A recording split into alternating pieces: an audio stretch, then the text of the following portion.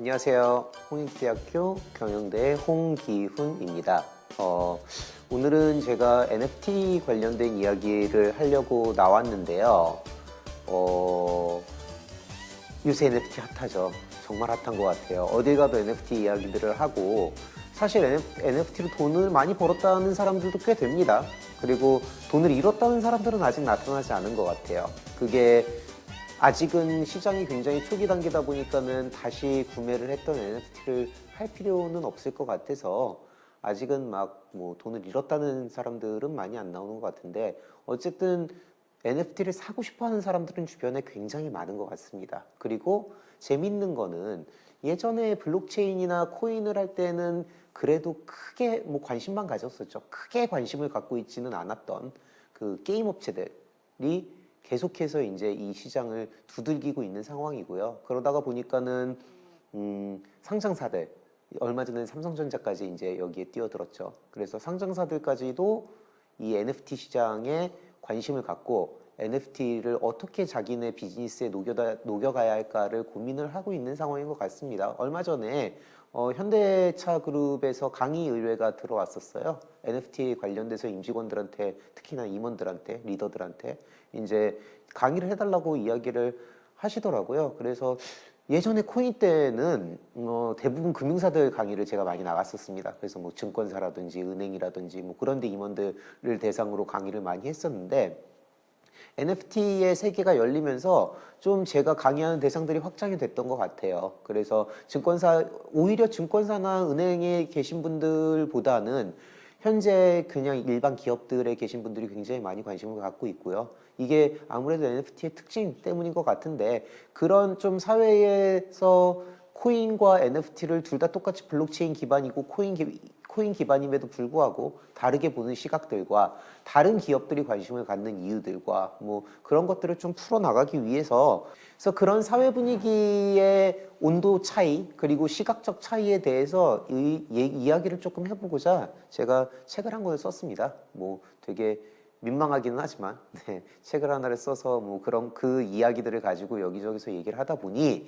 감사하게도 불러주셨고 오늘의 이야기가 성립이 된 것 같습니다. 일단 현재 상황을 좀 알아야 새로운 현상에 대해서 이야기를 할 것 같아요. NFT라는 게 예전에 정말 듣도 보지도 못한 현상이거든요. 과연 이런 물건이라고 보기보다는 현상이라고 보는 게 더 옳을 것 같은데, 뭐 이후에 더 얘기를 하겠지만, 이런 현상을 우리가 어떻게 받아들여야 할지에 대한 고민을 하려다 보면 사실 누가 돈을 얼마를 벌었다, 뭐 어디서 어떻게 돈이 돌더라라는 이야기도 자극적이고 재밌기는 하겠지만, 생각을 해보시면 예전에 야 내가 어렸을 때 삼성전자 10만 원 하던 시절이 있었는데 10만 전자에 사서 팔았어 라는 정보를 누가 줬다고 생각을 해보세요. 관심 있으세요? 관심 없죠. 왜냐하면은 이미 그거는 과거의 정보잖아요. 그 사람이 돈을 번 거고. 근데 지금 NFT 시장을 봐도 누가 얼마 벌었더라가 굉장히 핫해요. 근데 그거는 사실 우리들한테 큰 정보를 주지는 않거든요. 과거에 그랬던 거지. 우리가 정말로 예를 들어 삼성전자에 투자를 해서 돈을 벌고 싶다면 삼성전자라는 기업과 그 미래를 이해를 해야 되는 거거든요. 결국에는 그 내재 가치라는 것은 그 증권이 아니면 또는 어떤 현상 아래 깔려있는 그 실제를 이해를 해야 되는 거라 사실은 기본으로 돌아가야 되는 겁니다. 근데 그런 것들이 잘 이루어지지 않고 누가 얼마 벌었다에 집착을 하다 보면, 아니면 집중을 하다 보면 아무래도 현상적인 부분에만 보다가 버블이 터질 때 피해를 입을 수 있기 때문에, 저는 오늘의 컨셉을 기본으로 돌아가서 도대체 NFT가 왜 나온 것이며 어떤 사회적 맥락에서 나온 것이며 도대체 이걸 어디다 쓰는 물건이며 뭐 그런 얘기들을 좀 해보려고 하고요. 우리가 사는 세계가 디지털로 이동한 지는 좀 됐습니다. 한 1990년대부터 이미 이런 얘기들은 계속 나왔고요. 그 당시에는 인터넷이 막 활성화가 되지 않았기 때문에 이제 상상으로만 존재했죠. 80년대 후반, 90년대 초반까지만 해도 소설에 등장하던 이야기들이었습니다. 온라인에서 우리가 생활을 영위를 하는 것들. 그렇죠. 근데 90년대 중후반이 들어서면서 기술이 발전하기 시작합니다. 그리고 ADSL 뭐 아니면은 여러 가지 인터넷 기술들이 발전을 하기 시작을 하면서 우리가 이게 실현 가능한 게 아닐까라는 생각을 하게 됩니다. 그리고 2000년대에 들어서면서 드디어 인터넷이 터지죠. 광 케이블들이 깔리고 인류에게는 기술적 자신감이 붙습니다. 그러다 보니까 매트릭스 같은 영화들이 나오는 거예요. 미래지향적인 영화들이 나오고 아바타 같은 영화들이 나왔죠. 그게 뭐냐면 기술의 발전이 인류의 상상력을 자극했다고 저는 생각을 합니다. 그러다가 보니까 우리는 어느 순간부터 우리가 디지털의 세계에서 살 것이라는 믿음이 확고해졌어요. 예전에는 반신반의했죠. 아, 과연 우리가 정말 디지털의 세계에서 사는 날이 올까?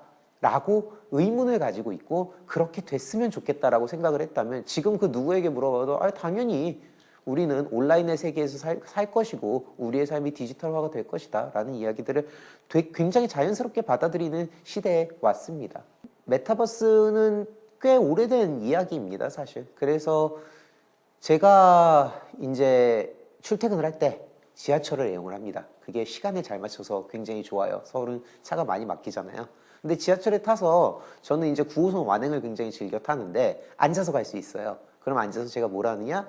논문을 꺼냅니다. 아니면 책을 꺼내요. 그래서 이제 저는 되게 아날로그적인 삶을 추구하다 보니까 논문을 많이 보거든요. 종이 논문을 많이 보는데 하루는 이 가방에 아무것도 없더라고요. 지하철을 탔는데 그래서 나 지하철에서 뭐 하지? 라고 하다가 오랜만에 넷플릭스를 꺼내봤습니다. 제가 넷플릭스를 거의 안 봤어요, 원래. 왜냐하면은 그걸 보는 것 자체가 막 정신이 사납고 막 그래가지고 잘 못 보고 있었는데 너무 할 게 없는 거예요. 이게 완행이니까 거의 한 여의도까지 가려면 한 4, 50분이 걸리는데 이제 할 일이 없으니까 넷플릭스를 꺼냈습니다. 근데 당연히 아무것도 안 본 상황이니까는 별게 없어요, 그 안에. 그래서 이것저것 뒤지기 시작을 했어요. 이것저것 뒤지다 보니 제가 재밌어 하는 것들을 클릭을 하게 되잖아요. 한 4분, 5분 정도 이것저것 뒤지니까 볼트론이 알고리즘 추천에 뜨더라고요. 되게 신기하죠. 이게 정말 우리 세대한테는 추억의 이제 그 애니메이션인데요. 1987년에 킹라이온이라는 이름으로 나왔었습니다. 제가 어렸을 때고 아직도 기억나는 게 줄 서서 이 장난감 사려고 로봇 장난감 사려고 문방구 앞에 줄 서서 기다리던 기억이 있는데요. 이건 안 볼 수 없잖아요. 그래서 거의 2022년에 그 지하철 안에서 제가 볼트론을 보기 시작을 했습니다. 이게 정말 신기했어요. 어떻게 내가 이거를 원하는 걸 알까? 애니메이션을 클릭도 하지 않았는데 이게 뭐냐면 일단 그 알고리즘 자체도 대단하지만 2022년에 제가 87년에 보던 애니메이션을 그것도 심지어 지하철에서 볼 수 있다는 거가 사실은 이 디지털로 이동하는 세계의 핵심이라고 생각을 합니다. 그런데 더 중요한 건 여기서 내가 원하는 거를 온라인으로 옮겨놨잖아요, 이거는. 그것도 굉장히 중요해요. 근데 더 중요한 게 뭐냐면 사실 나는 이 넷플릭스라는 플랫폼이 없었고 이 추천 알고리즘이 없었으면 볼트론을 봤을 리가 없어요. 그렇잖아요. 나이가 이제 40이 넘어서 지하철에서 제가 볼트론이라는 걸 일부러 구해서 볼 리는 없잖아요. 무슨 소리냐면 이렇게 세상이 디지털로 이동을 하면서 나의 삶도 바뀌게 되는 겁니다. 이게 되게 중요한 얘기거든요. 내가 원하는 게 온라인에서 구현이 되는 것도 디지털라이제이션이겠지만 그 디지털 세계에서 존재하는 현상들이 내 삶에 영향을 미치는 게 사실은 디지털 트랜스포메이션의 핵심이라고 볼 수 있습니다. 그래서 단순한 디지털화는 우리가 사는 아날로그화 되어 있는 정보를 디지털로 바꾸는 과정이라고 할 수 있습니다. 그런데 디지털 트랜스포메이션이라고 한다면 그거는 새로운 디지털 기술을 이용을 해서 넷플릭스 같은 걸 이용을 하는 거죠. 이용을 해서 기존의 과정이나 정보나 상품, 조직 더 나아가서는 우리의 사회와 인간의 삶을 변화시키는 걸 디지털 트랜스포메이션이라고 이야기를 합니다. 이게 뭐냐면 디지털화는 내 삶을 전자화시키는 거라고 생각을 한다면 디지털 트랜스포메이션은 내 삶이 완전히 그 안에 들어가서 바뀌는 걸 이야기를 하는 겁니다.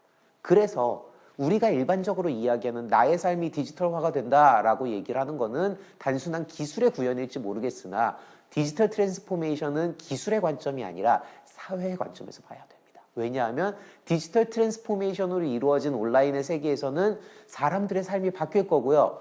그 바뀌는 거에 따라서 새로운 규범들이 나타나야 되고 새로운 규칙들이 나타나야 된다는 겁니다. 그러다가 보면 내가 지금 아날로그에서 살면서 가지고 있는 가치들이나 아니면 사회적 규범들이나 이런 것들이 다 바뀐다는 얘기예요. 그러면 그거를 어떻게 우리가 소화해내야 되고 어떻게 적응해내야 하느냐의 문제가 생기잖아요. NFT는 그런 관점에서 굉장히 중요하다라고 볼 수 있습니다. 그래서 메타버스라는 개념을 일단 잡고 넘어가겠습니다. 메타버스란 현실 세계를 기반으로 인터넷, 광학, 센서, 컴퓨터 기술 등을 통해서 디지털로 구현한 가상세계, 증강현실 등을 연결하고 조합한 세계고요. 결국에는 디지털 트랜스포메이션으로 만들어진 세계입니다. 즉 나의 삶은 아날로그적인 삶이 존재를 하고요. 그 아날로그적인 삶이 디지털 공간에서 구현된 게 있다면 그 디지털의 삶이 새로운 이 나의 삶의 패턴을 만들어서 그 디지털의 세계의 삶이 다시 아날로그의 삶에 영향을 미치는 게 메타버스.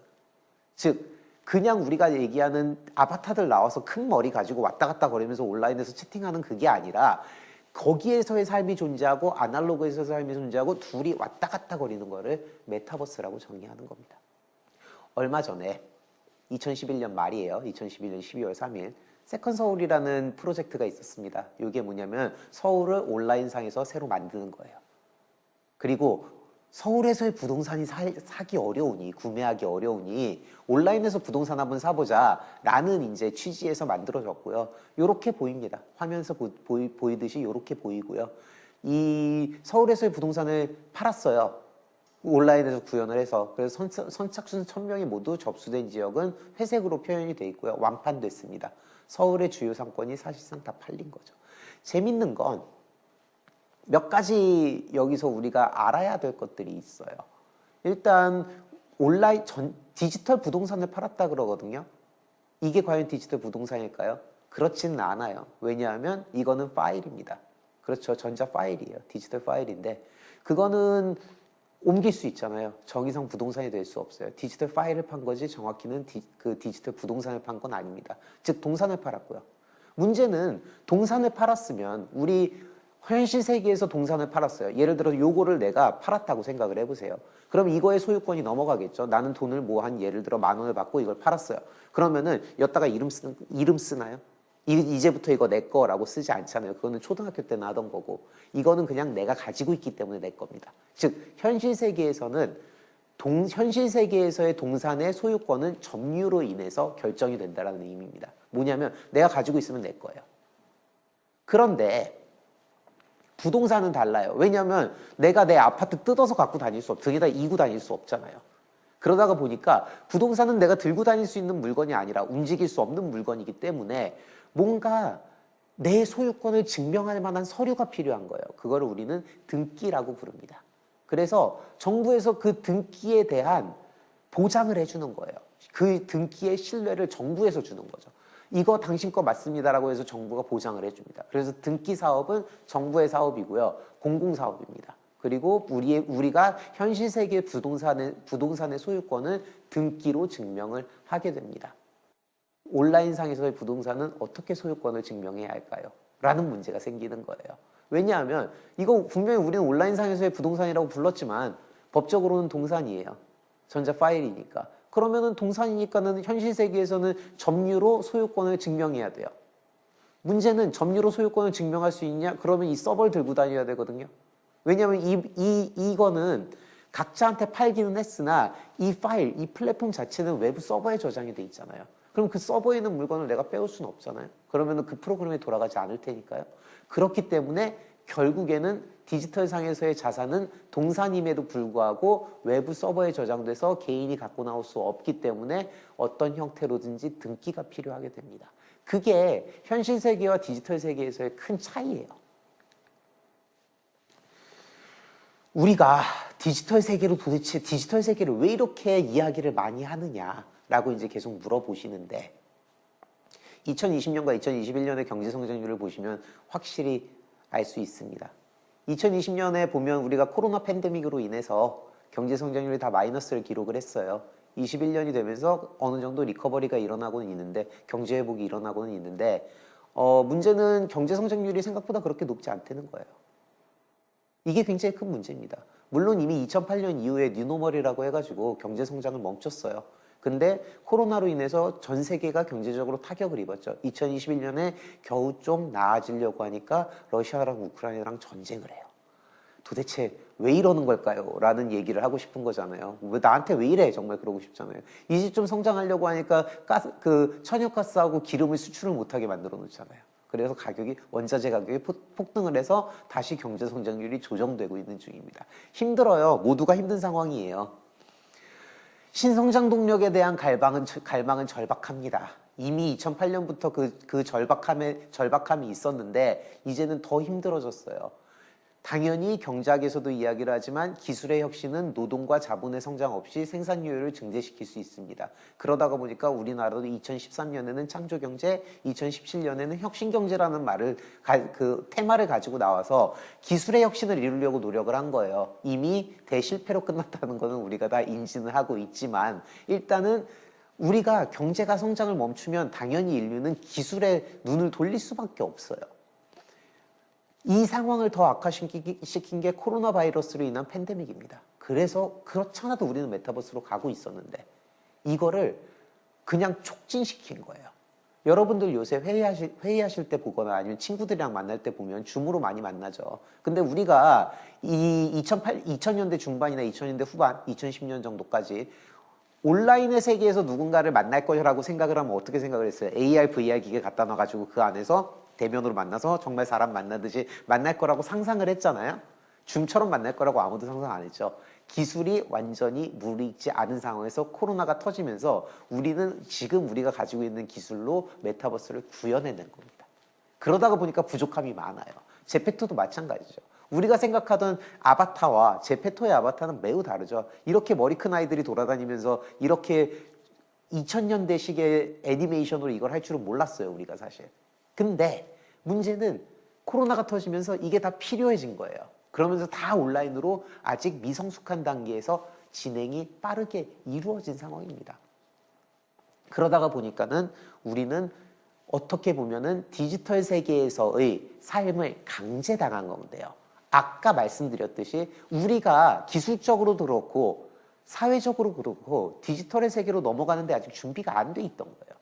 심지어 기술이 준비가 안 됐기 때문에 우리는 그 디지털 세계에서의 삶의 규범이라든지 규칙이라든지 패턴이라든지에 대한 고민이 사회과학적으로 충분히 이루어지지 않았던 거예요. 인문학적으로는 더더욱이나 이루어지지 않았던 상황입니다. 근데 어쩔 수 없이 디지털 세계로 건너가는 상황에서 이러한 것들이 하나하나 필요해졌고 인간은 어떤 동물입니까? 소유욕이 매우 강한 동물이잖아요. 그러다 보니까 제일 먼저 해야 되는 게 뭐냐? 이 파일 누구 건지 확인해 봐야 돼요. 그래야 일단 거기에서의 삶이 해결이 되잖아요. 그러다가 보니까 NFT라는 개념이 나온 겁니다. 일단 금융산업과 문화예술산업을 중심으로 이야기를 풀어나가려고 합니다. 왜냐하면 우리가 온라인상에서 살 때 이제 온라인상에서 우리가 구매를 할 때라는 얘기가 아니고 삶을 영위를 할 때라는 얘기입니다. 삶을 영위를 할 때 오프라인 상에서의 모든 삶을 온라인에다 갖다 놓을 수는 없어요. 그거는 불가능해요. 왜냐하면 온라인 상에서 우리가 먹을 거 먹을 수 없잖아요. 그렇다고 오프라인 내 현실 세계에서 내가 배부르지 않고요. 거기서 내가 게임으로 운동은 할 수는 있으나 실제로 운동을 할 수는 없어요. 이게 무슨 소리냐면은 온라인 상에서 이루어지는 삶은 대부분이 결국에는 컨텐츠 중심으로 돌아갈 수밖에 없습니다. 내가 뭔가를 시청한다든지 아니면 내가 뭔가를 즐긴다든지 내가 뭔가를 소통한다든지 얘의 방식의 삶만 디지털로 넘어갈 수 있지 실제로 오프라인의 모든 삶이 넘어갈 수는 있지 않아요. 그게 이제 굉장히 크게 잘못된 부분 중에 하나인데 우리가 온라인에서의 삶만 영위할 거라고 생각하는 사람들은 뭔가 굉장히 잘못된 생각을 갖고 있어요. 한 300년 뒤에는 모르겠습니다. 근데 내가 살고 있는 동안은 온라인에서의 삶의 부분이 있을 것이고 오프라인에서의 삶의 부분이 있을 거예요. 근데 그 온라인에서의 삶의 대부분의 삶은 컨텐츠 중심으로 돌아갈 수밖에 없습니다. 이미 우리가 유튜브를 본다거나 넷플릭스를 본다거나 뭐 이런 것들이 아니면 인스타그램을 한다거나 이런 것들이 이미 메타버스거든요. 그런 것들이 다 아니면 게임을 한다거나 그런 것들이 결국엔 다 컨텐츠잖아요. 그럼 컨텐츠가 있으면 뭐가 있냐? 결제가 일어납니다.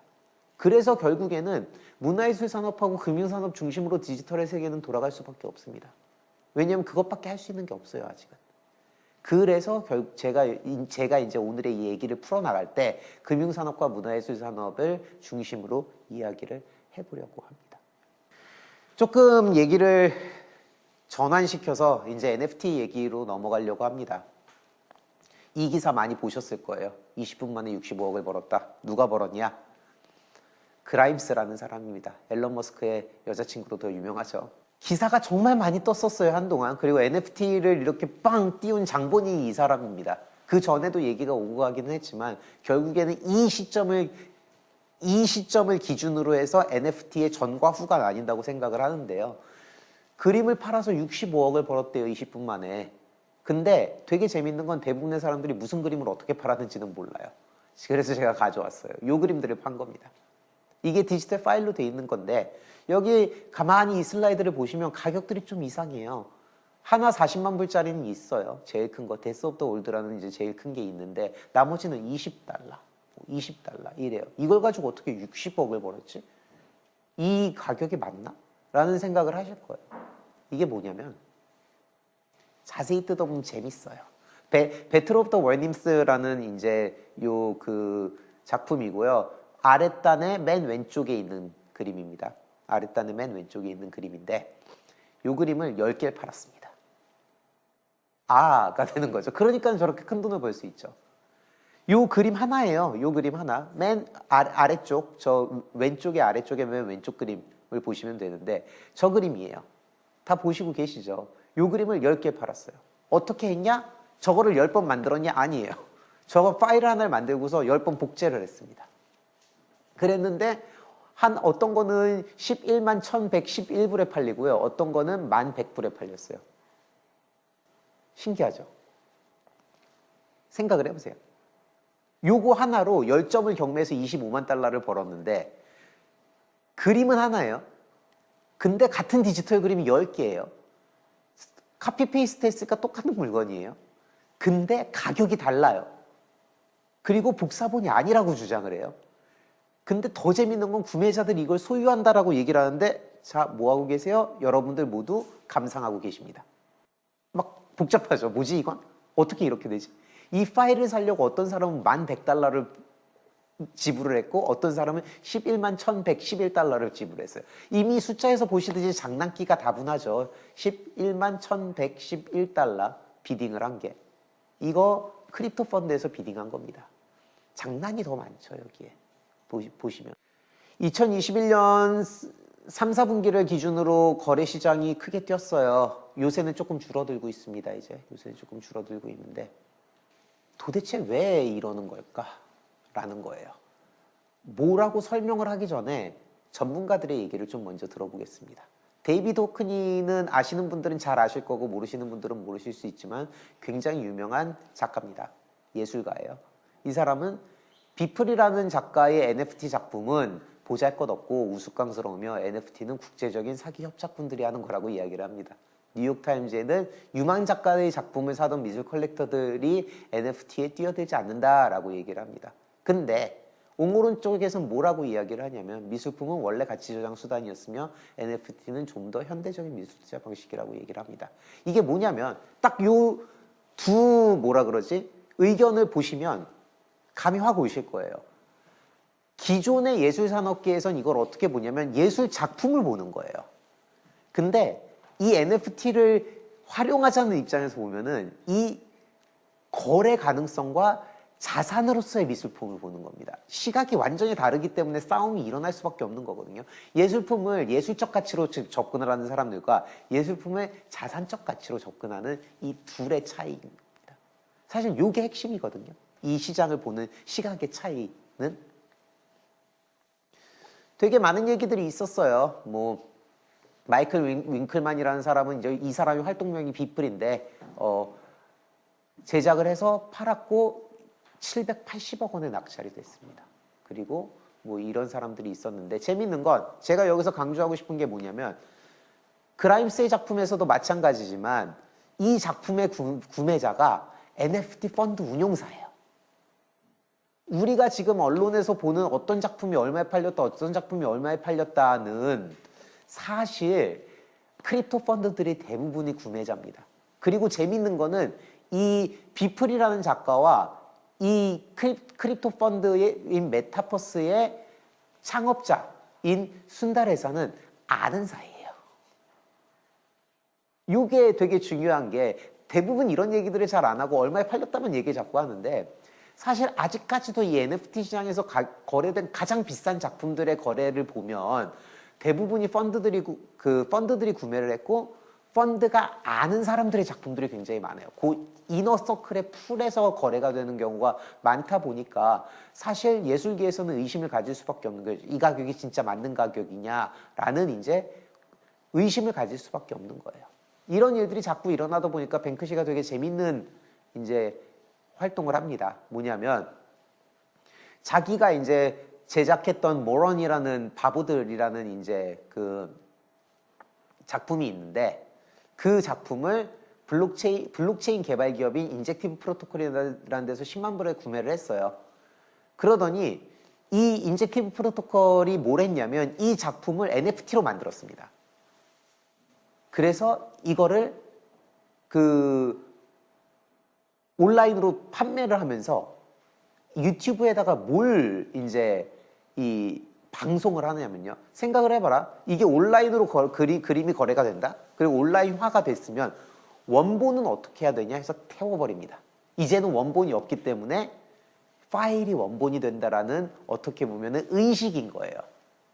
그리고 나서 이 작품은 21년 3월 7일에 38만 달러, 4배가 올랐죠. 38만 달러에 거래가 됩니다. 재밌죠? 이게 뭘 보여주냐면 현실 세계에서의 작품이 온라인화가 돼서 판매가 된다면 도대체 현실 세계에서의 작품과 온라인상에서의 작품은 어떻게 구별이 되는 거며 둘은 차이가 있는 건지, 차이가 있다면 어떤 차이가 있는지, 오리지널리티의 문제는 무엇인지에 대한 문제를 이야기한 겁니다. 우리도 얼마 전에 이제 청경자 작가의 작품을 그 NFT로 만들어서 팔려다가 제동이 걸린 적이 있죠. 다 저작권이 있는 물건들이에요, 이게. 이거는 구매자가 했기 때문에 문제가 없지만 아무 작품이나 NFT로 만드는 건 당연히 불법입니다. 왜냐하면은 이 오리지널 작품들은 우리가 살고 있는, 현실을 살고 있는 우리들의 규제에 적용을 받기 때문이거든요. 그러니까 당연히 내가 온라인에서 잘 살고 있더라도 오프라인에서는 감옥에 갈 수 있습니다. 그러니까 아무 작품이나 이제 NFT로 만들면 안 되고요, 당연히. 계속 돈 얘기만 해요, 사람들이. 근데 이런 시도들도 있습니다. 가상 갤러리를 구축하려는 노력들도 있고요, NFT로. 뭐 이런 것들도 있는데 문제는 별로 인기가 없어요. 돈 얘기를 안 하면 인기가 없습니다. 바로 이거예요. 모두가 시장 얘기를 하다. 근데 문제는 시장은 항상 바뀌어요. 그래서 NFT의 기본적인 이해와 사회적 맥락에 집중을 하셨으면 좋겠고요. 제가 교보문고에 가서 얼마 전에 비트코인에 관련된 책을 찾아보려고 했어요. 가서 한번 해보세요. 그러면은 난 비트코인이 궁금한데 첫 페이지를 열잖아요. 블록체인이 나와요. 그럼 저 항상 화를 냈어요. 제가 이제 경제학자다 보니까 저 기술 잘 모르거든요. 화를 냈어요. 왜냐하면 아니 나는 비트코인이 궁금한데 왜 자꾸 기술을 알려주냐. 그리고 제가 여기저기서 얘기하면서 다닐 때도 하는 말이 비트코인을 이야기하기 위해서는 블록체인을 이해하실 필요는 없습니다. 기술을 무시하세요. 모르셔도 돼요. 라고 얘기를 했습니다. NFT는 반대예요. 되게 억울하지만 기술을 알아야 됩니다. 왜냐하면 NFT는 기술 그 자체이기 때문이에요. 사실은. 비트코인은 블록체인을 기반으로 해서 뭔가를 활용하기 위해서 나온 물건이거든요.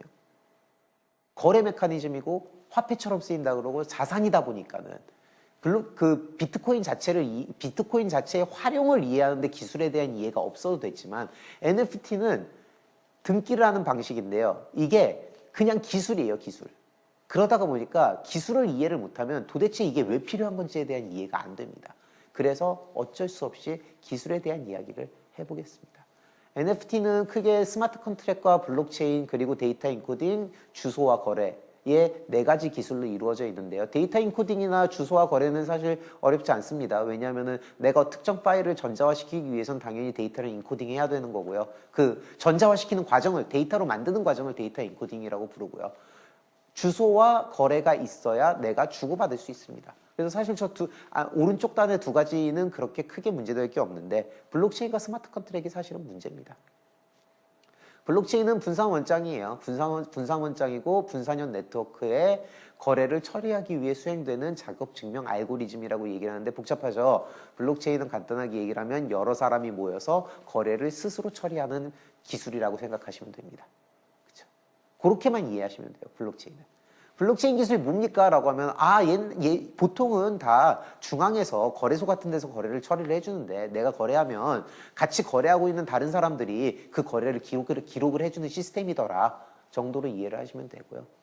스마트 컨트랙트는 특정 조건이 부합이 되면 계약 내용이 저절로 이행되게 하는 디지털 계약 방식인데요. 예를 들면 내가 홀짝 게임을 해요. 그랬는데 홀짝 해서 돈을 주고받았는데 큰 돈을 걸었어요. 그런데 내가 맞췄어. 상대방이 어떻게 할 수 있어요? 계약을 이행 안 할 수 있어요. 나 돈 못 줘. 라고 할 수 있잖아요. 근데 스마트 컨트랙을 이용을 하면 미리 자 홀이 나오면 내가 돈 받고 짝이 나오면 제가 돈 받는 거야 라고 해놓고 홀이 나오면 내가 무조건 돈을 받는 거예요. 저쪽에서 계약을 이행을 안 할 수 없게 만들어 놓는 걸 스마트 계약이라고 얘기를 하거든요. 그러니까 스마트 계약은 중간에 누가 심판이 필요가 없는 거죠. 왜냐하면 현실 세계에서 둘이 홀짝을 하다 보면 큰 돈을 내가 받아야 될 때 갑자기 저쪽에서 나 안 줄 거야 그랬을 때 누군가가 중간에서 중재해 줘야 되잖아요. 그런 게 필요가 없다는 겁니다. 그래서 이제 이걸 스마트 계약이라고 부릅니다. 그래서 블록체인이 계속해서 스마트 계약을 이용해서 진화를 해왔다는 이야기를 하는데 NFT는 블록체인을 기반으로 해서 스마트 계약을 활용해서 자산의 정보를 블록체인 기반 코인에 저장을 하는 형식입니다. 그러다가 보니까 블록체인이 가진 모든 특성을 이어받을 수밖에 없어요. 그래서 기술이 중요하다고 얘기를 합니다. NFT가 만들어지는 과정을 보면 파일이 있습니다. 1번 디지타이즈라고 해놨어요. 파일이나 제목이나 설명 같은 거를 확인을 하고 데이터를 디지털화. 이게 그림이면 그림에 사진을 찍어서 올린다거나 그림을 스캔을 한다거나 뭐 그런 방식이 되겠죠. 해서 디지털화를 시킵니다. 그리고 나면은 그 데이터를 어디다가 저장하는 거예요. 외부 서버에다 많이 저장을 하죠. 그래서 외부 서버에다 저장을 해놓습니다. 그럼 그 저장하는 주소가 있잖아요. 그 주소랑 이 데이터의 정보들을 스마트 계약을 가지고 있는 코인 위에다가 저장을 합니다. 이게 블록체인 기반 코인이 되겠죠. 그래서 거기다 저장을 해요. 그리고 나면 그 스마트 계약이 NFT 데이터를 포함한 거래 수행 내역을 받게 되면 그 다음부터는 일반 코인이랑 동일해지는 거예요. 그래서 이더리움 같은 경우에 보면은 내가 거래를 하기 위해서는 이더리움을 누군가가 채굴 해줘야 되잖아요. 즉 내가 이더리움 코인을 이쪽 지갑에서 저쪽 지갑으로 보내게 되면 누군가는 그거를 채굴을 해서 거래를 기록해주는 방식이 동일하게 이루어지게 됩니다. 즉 ERC20 기술은 이더리움 기반의 가장 기본적인 형태인데요. 이 그냥 여러 가지 토큰들, 똑같은 여러 가지 토큰들을 한꺼번에 발행할 수 있게 해주는 거예요. 근데 그렇게 되면 NFT로 사용을 할 수가 없어요. 왜냐하면 자산들은 다 다르잖아요, 각기. 이 코인들이 다 다르게 있어야 사실 청경자 작가의 작품도 걸고 뭐 피카소 작가의 작품도 걸고 뭐 호크니의 작품도 걸고 그럴 수 있잖아요. 그러다가 보니까 각각의 코인들을 다 다르게 나눌 필요가 생겼습니다. 그리고 그거를 ERC721 기술이라고 부릅니다. 그래서 ERC721 기술은 기존 토큰과 구별되게 NFT 기준을 도입을 해서 개별 코인은 각각 구별되는 특성을 가지게 했습니다. 그래서 여기서 하나 더 나간 게 ERC1155인데요. 그룹핑을 가능하게 해주는 거예요. 아직까지 쓰이고 있지 않습니다. ERC1155는. 근데 ERC1155 기술은 그룹핑을 가능하게 해서 1번 코인이 4개가 있고 2번 코인이 3개가 있고 이런 식으로 이제 나눠주는 거예요. 즉 청경자 작품들이 이만큼 있습니다. 뭐 아니면은 호크니 작품들이 이만큼 있습니다. 라고 나눌 수 있게 해놨는데 현재 우리가 보고 있는 그 NFT는 ERC721 기술 기반이라고 생각을 하시면 됩니다. 당연히 이 슬라이드를 자세히 설명은 안 하겠지만 이제는 아시겠지만 NFT는 기본적으로 블록체인을 기반으로 해서 그대로 블록체인에서 파생된 거기 때문에 블록체인이 갖는 뭐 검증 가능성이라든지 변조 방지라든지 실행 투명성이라든지 거래 가능성과 같은 모든 특성을 이어받았습니다. 자, 이만큼 설명했으면 도대체 NFT를 어디다 쓰는 물건인가? 디지털의 세계에서 쓰는 물건입니다. NFT는 뭔가요? 이건 디지털 등기예요. 그러면 NFT는 어떤 기술을 기반으로 하고 있나요? 블록체인 기술을 기반으로 하는 코인입니다. 까지 얘기를 했으면 이제는 경제적 관점에서 NFT를 이해할 때가 왔다고 생각을 합니다. 즉 NFT 가치는 그러면 어디서 오길래 사람들이 이 난리를 치는 걸까라는 의문을 갖게 되겠죠. 제가 경제학자예요. 드디어 경제학 얘기를 할 수 있습니다. 이제 이 참 사회과학이라는 게 그래요. 사회과학이 이 모든 사회적인 인프라를 기반으로 해서 얘기가 나오기 때문에 맨 뒤에 나오는 얘기가 될 수밖에 없습니다. 그래서 이제야 경제적인 관점에서 이야기들이 나오는데, 일반적으로 우리는 경제학에서 이야기를 할 때 자산의 가치는 희소성 또는 효용성에서 온다고 얘기를 합니다. 즉, 이 물건을 얼마나 내가 잘 쓸 수 있는지에서 가치가 오거나, 아니면 이 물건이 얼마나 부족한데, 원하는 사람은 많지만 얼마나 공급이 안 돼서 얼마나 많은 사람들이 원하느냐가 희소성이거든요. 그래서 사실은 그 희소성과 효용성에서 우리는 가치가 나온다고 이야기를 하는데요. 그러면은 NFT는 희소한가? 라는 질문을 먼저 던져볼 수 있습니다. 다이아몬드는 희소하기 때문에 비싸요. 물은 우리가 먹기 때문에 가치가 있죠. 물과 다이아몬드가 어느 게 더 비싸요? 당연히 다이아몬드가 비쌉니다. 왜? 희소성이 먼저거든요. 이게 아담 스미스가 한 얘기예요. 1600년대에 한 얘기입니다. 1700년대인가. 굉장히 옛날에 한 얘기인데요. NFT의 희소성을 보려면 당연히 NFT가 기반으로 하는 뭐 예술작품이나 그 자산을 봐야겠죠. 예술작품으로 일단 하겠습니다. 예를 들어서. 그래서 예술작품의 가치는 맞아요. 희소함에서 오죠. 왜냐면 하나밖에 없으니까요. NFT는 희소한가? 하면은 우리가 첫 슬라이드, 제가 그래서 그 얘기를 한 건데, 이 얘기를 하기 위해서. 첫 슬라이드에서 봤어요. 맨 앞에 그라임스 얘기할 때 본 게 작품 하나가 하나의 NFT가 아니에요. 그러니까는 희소하다라고 얘기하기는 애매합니다. 거기다가 누구나 감상이 가능해요. 희소성은 생산된 재화가 그 재화를 소비하고자 하는 사람들이 원하는 만큼 없을 때 나타나기 때문에 그렇게 따지면은 복사할 수 있는 물건들을 기반으로 만들어지니까 일단 희소성은 아닌 거예요. 그러면은 내재적 가치에서 그 가치가 오나? 라고 생각을 해볼 수 있죠. 왜냐면 분명히 가치는 존재하잖아요. 사람들이 돈을 주고 팔기 때문에. 그래서 기존 예술 산업에서 인정받지 못하던 작가들에게 기회를 제공한다는 점이 NFT가 지금 각광을 받고 있는 이유 중에 하나입니다. 즉 여러 사람들한테 아직 이제 기존 시장에서 인정받지 못하는 작가들한테 형평성 있는 공정한 기회를 제공한다라고 주장을 해요. 생각을 해보세요.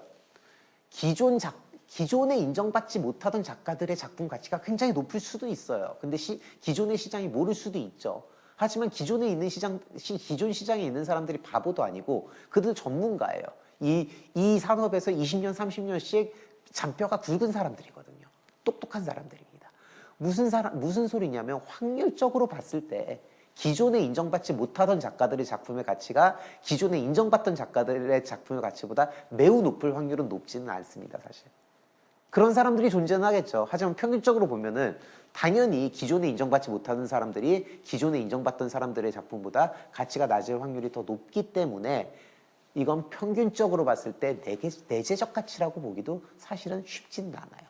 그래서 경제학의 관점에서 봤을 때 NFT 시장의 가치를 설명하는 것은 어렵습니다. 그러면 과연 NFT의 가치가 일반적으로 이야기를 하는 탈중앙화와 공정한 사회, 즉 사회적 가치로부터 오느냐를 볼 필요가 있는 거예요. 경제적 가치에서 NFT의 가치가 파생되지 않는다는 거는 이해를 했어요. 그러면은 탈중앙화된 공정한 사회라는 이념적 가치가 존재를 하느냐를 봐야 되는 건데, NFT의 가치는 탈중앙화된 평등하고 공정하고 형평성 있는 토큰 이코노미에 있다라는 말을 종종 우리는 보게 됩니다, 인터넷에서. 재밌는 거는 다수의 이제 외국에 있는 이 통신들의 이야기를 따르면 NFT 시장은 이미 몇몇 작가들이 독점하고 있다고 보도를 하고 있어요. 그리고 엘레나 에징턴이라고 이제 이 작가는 여성 작가인데요. NFT로 굉장히 큰 돈을 벌었거든요. 이 사람이 뭐라고 얘기를 하냐면 NFT 시장을 남성들이 지배하고 있다라고 얘기를 합니다. 이거 어디서 많이 듣던 얘기인데가 되잖아요. 국내에서도 마찬가지예요. 제가 아까 말씀드렸듯이 굉장히 많은 비싸게 팔린 NFT 작품들은 누가 사가고 있냐면 NFT 펀드들이 사가고 있고요. 결국에 이들은 NFT 펀드를 운용하는 사람들이 아는 작가들이 굉장히 많거든요. 무슨 소리냐면 가상자산 산업과 관련된 몇몇 작가들만 접근이 가능한 게 국내의 상황이기도 합니다. 무슨 소리냐면 진정한 의미에서 이 시장이 공정하고 형평성 있는 시장일까라는 합리적인 의심이 드는 거죠. 그래서 희소성은 아니다. 그러면은 도대체 이 NFT를 어떻게 봐야 되는가에 대한 문제가 생기는 거예요. 이 NFT라는 물건이 경제학적으로 봤을 때 내가 이거를 어떻게 봐야 되지? 라는 이제 의문이 드는 거잖아요. 그래서 일반적으로 경제학에서 재화를 나누는 가장 기본적인 기준을 가져왔습니다. 경제학에서는 재화를 두 가지 기준으로 나눕니다. 배제성과 경합성으로 나눠요. 배제성은 특정 자산의 권리를 가진 누군가가 그 재화의 소비를 막을 수 있는 성질을 얘기합니다. 무슨 소리냐면 내가 자동차를 소유하고 있어요. 그럼 그 키가 나한테 있죠. 그러면 그 자동차는 나밖에 운전 못해요. 즉 내가 그 자동차를 구매를 했으면 다른 사람이 그거를 이용하지 못하도록 막을 수 있는 권리가 배제성입니다. 경합성은 내가 이 재화를 소비를 하면 다른 사람들이 그 재화를 소비하는데 제약이 생깁니다. 무슨 소리냐면 내가 콘프레이크를 먹었어요. 콘프레이크를 사서 먹었으면 그 콘프레이크를 다른 사람이 먹을 수는 없잖아요. 그게 경합성이에요. 배제성과 경합성은 일반적으로 우리가 재화를 나누는 가장 기본적인 기준이 되고요. 예술품의 경우에는 배제성이 있어요. 뭐냐면 내가 이 물건을 샀어요. 뭐 예를 들어서 뭐 뭉크의 절규를 내가 구매를 했어요. 그러면은 그 재화를 구매하는 순간 딴 사람이 못 보게 막을 수 있는 거예요. 내 창고에다 넣어놓으면 되잖아요. 내 갤러리에다 넣어놓고 아무한테도 공개를 안 해버리면 나는 그 물건을 소유하고 다른 사람이 소비할 수 없게 만들 수 있습니다. 그게 예술품이거든요. 그러다가 보니까 예술품은 배제성이 존재를 해요. 근데 경합성은 없어요. 왜냐면 내가 그 절규라는 작품을 한번 봤어요. 그렇다고 해서 다른 사람이 못 보는 건 아니잖아요. 그렇죠. 그러다가 보니까는 예술품은 배제성은 존재하나 비경합적인 재화다라고 해서 우리는 그거를 클럽재라고 부릅니다. 대부분의 뭐 컨텐츠들이 이래요. 방송도 그렇고 예술품도 그렇고 이런 것들을 이제 우리는 클럽재라고 부르는데요. 클럽재의 특성은 소유는 가능합니다. 그러나 무한히 소비는 되는 거죠. 근데 그 소비를 소유자가 제어할 수 있다는 특징이 있어요. 이제 NFT를 보겠습니다. NFT를 보면 내가 NFT로 작품을 샀어요. 아니면 NFT에 저장되어 있는 특정 자산을 샀어요. 그러면은 경합성은 없어요, 분명히. 그렇죠. 경합성은 없습니다. 왜냐하면 내가 그거를 본다고 해서 다른 사람이 또 못 보진 않잖아요. 그러니까 분명히 경합성이 없는 건 맞아요. 근데 배제성이 있느냐에 대해서 조금 애매해지는 게 내가 그거를 가지고 있다고 딴 사람이 못 보게 하냐? 우리 그라임스의 작품을 10명이 보유하고 있는데 우린 그라임스의 작품을 봤잖아요. 왜냐하면 디지털이 원본이다 보니까 그 디지털 원본을 우린 본 거예요. 즉 자신이 소유하고 있다고 그 재화를 딴 사람이 소비하지 못하게 막기 어려운 거예요. 그렇다고 아예 못 막냐? 그렇지는 않아요. 왜냐하면 막을 수도 있어요. 그러다가 보니까 이 배제성이 완전히 존재는 안 하고 반만 존재합니다. NFT는. 이게 되게 큰 차이거든요. 예술품과 NFT의 차이는. 그러다 보니까 우리는 희소성이 적은 절반의 클럽재라는 말을 NFT에다 붙입니다. 이제 경제학자들이 NFT를 보는 시각이에요, 이게. 그래서 희소성이 적은 절반의 클럽재라고 이제 우리는 얘기를 하거든요. 즉, 많이 희소하진 않아요. 희소하긴 희소한데 많이 희소하진 않고, 그리고 클럽재이긴 클럽재인데 배제성이 애매한 절반의 클럽재. 그럼 이게 어디에 속하냐면 여기 보시듯이 클럽재와 공공재 사이에 위치를 하게 됩니다. NFT가. 이게 되게 큰 부분이에요. 근데 공공재 같은 경우에는 외부 효과가 존재하잖아요. 그렇기 때문에 이제 굉장히 많은 논란이 생기는 겁니다. 그래서 정리를 하자면 NFT의 기술적 측면, 거래시장, NFT의 가치와 의미를 이제 오늘 좀 알아봤는데요. NFT는 블록체인 기술의 진화를 통해서 발생한 것이 사실이기 때문에 기술이 중요합니다. 사회적 현상이나 기술이 중요하고요. 원본성이 필요한 디지털 예술 산업에 유효합니다. 콘텐츠 산업 자체에는 굉장히 유효하고 NFT는 예술 산업과 금융 산업이 디지털 세계에서 만나는 접점이라고 볼 수 있습니다. 그래서 NFT가 결국에 이제 생각을 해보시면 이 강의를 보고 계신 분들도 사실 NFT의 기본 이해하는 거 좋아. 그래. 오케이. 근데 그래서 내가 이걸로 어떻게 돈 벌어?가 사실 궁금하시죠? 그게 이제 사실 NFT로 성공적인 비즈니스를 하는 방법들이 굉장히 여기저기서 많이 이야기가 되고 있습니다. 그래서 그런 이야기들을 좀 모아서 이제 제 의견을 조금 덧붙여서 이렇게 좀 정리를 해봤고요. 그리고 또 NFT를 투자하는 데 있어서 그리고 예술 산업에서 이거를 어떻게 활용하고 있는지에 대한 이야기도 조금 해봤습니다. 그리고 제가 말씀드렸듯이 NFT는 디지털 세계에서 예술과 금융의 접점이 있다라고 생각을 합니다. 여기서 예술이라는 게 좀 포괄적인 문화예술을 얘기하는 거예요. 그러니까 딱 우리가 생각하는 피카소의 작품이라기보다는 문화예술 산업 전체, 전반적인 컨텐츠 산업에 대한 이야기를 하는 거거든요. 그러다가 보니까는 이런 컨텐츠와 금융의 이 접점에 NFT가 분명히 존재를 해요. 왜냐하면 그 컨텐츠를 주고받고 사고팔고 해서 돈을 벌겠다라는 게 결국 NFT거든요. 그러다가 보니까는 당연히 여기에 엮이는 이야기가 컨텐츠 시장과 투자 그리고 아트 파이낸스가 엮일 수밖에 없어서 아트 파이낸스에 대한 이야기를 좀 했습니다. 그리고 아트 뱅킹이나 예술품 담보 대출, 아트 펀드, 20세기 후반 예술 시장이 주는 교훈들이 굉장히 중요하다고 생각을 한 게 결국에는 NFT 살 때 대부분 어떻게 사는지 아세요?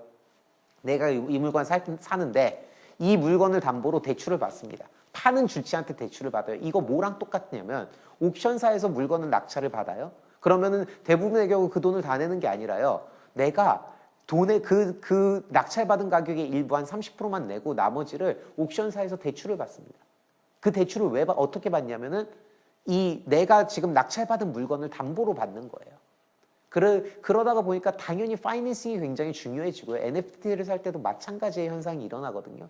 그래서 이제 이런 얘기들을 좀 풀었고 마지막으로 제일 중요한 얘기가 될 수도 있겠습니다. NFT의 한계가 분명히 존재를 해요. 왜냐하면 이거는 중앙에서 누군가가 신뢰성을 보장하고 있지 않기 때문에 블록체인으로 그 신뢰가 보장이 되기 때문에 여러 가지 풀어야 할 과제들이 있어서 그런 것들을 조금 정리를 해봤습니다. 그래서 이런 이야기들을 하다 보면 NFT의 산업이라든지 배경이라든지 맥락이라든지 경제적 관점이라든지에 대해서 좀 포괄적으로 볼 수 있는 시각을 기를 수 있을 거라고 생각을 하고요. 오늘 제 이야기는 여기서 마치도록 하겠습니다. 네, 감사합니다.